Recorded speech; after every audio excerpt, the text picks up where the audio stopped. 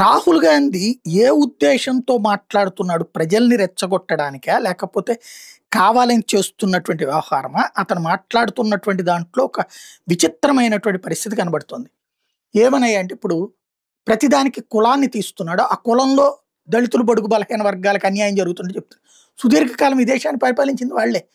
వాళ్ళ హయాంలో సాధ్యం కాని అభివృద్ధి ఇప్పుడు దళితులు పారిశ్రామికవేత్తలు కూడా అవుతున్నారు.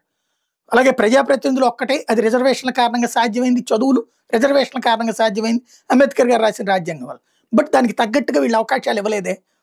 ఎన్ని రాష్ట్రాలకు వీళ్ళు ఆయా సామాజిక వర్గాలకు సంబంధించిన వాళ్ళకి ముఖ్యమంత్రి పదవులు ఇచ్చారు?